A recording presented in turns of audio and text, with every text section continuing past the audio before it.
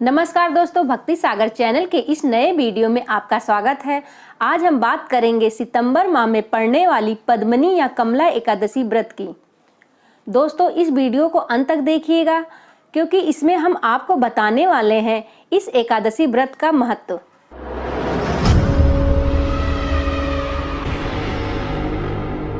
सनातन हिंदू धर्म के अनुसार प्रत्येक माह के कृष्ण और शुक्ल पक्ष की एकादशी तिथि को व्रत, स्नान, दान आदि के लिए बहुत ही शुभ फलदायी माना जाता है।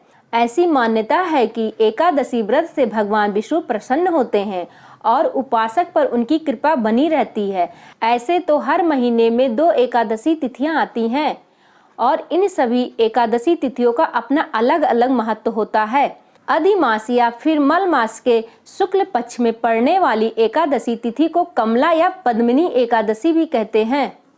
हिंदू पंचांग के अनुसार साल में जो महीना अधिक हो जाता है उसके शुक्ल पक्ष में पड़ने वाली एकादशी तिथि को कमला एकादशी कहते हैं। अतः कमला एकादशी के लिए कोई निश्चित माह नहीं है और जब भी अधिमास होता है तब यह एकादशी पड़ती है। आइए अब जानते हैं कमला एकादशी का महत्व।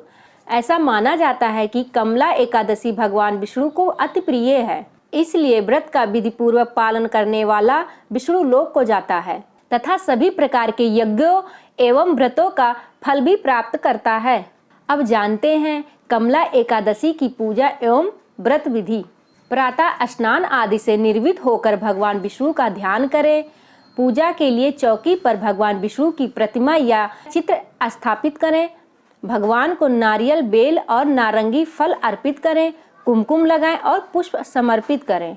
व्रत का संकल्प लें और दिन में जब भी समय मिले विष्णु पुराण का पाठ करें। रात्र में भजन कीर्तन करें और यथासंभव दान आदि भी करें। अब आपको सुनाते हैं कमला एकादशी की व्रत कथा। त्रेता युग में एक पराक्रमी राजा कीर्तवीर था। इस राजा की कई रानियां थी, परंतु किसी भी रानी से राजा को पुत्र की प्राप्ति नहीं हुई। संतानहीन होने के कारण राजा और उनकी रानियां तमाम सुख सुविधाओं के होते हुए भी दुखी रहते थे। संतान प्राप्ति की कामना से तब राजा अपनी रानियों के साथ तपस्या करने चल पड़े। हजारों वर्षों तक तपस्या करते हुए राजा की सिर्फ हड्डियां ही शेष रह गई, परंतु उनकी तपस्या सफल न हो सकी। रानी ने तब देवी अनसुईया से उपाय पूछा। देवी ने उन्हें मलमास में शुक्ल पक्ष की एकादशी का व्रत करने के लिए कहा। अनसुईया ने रानी को व्रत का विधि विधान बताया। रानी ने तब देवी अनसुईया के बताए विधान के अनुसार पद्मिनी एकादशी का व्रत रखा।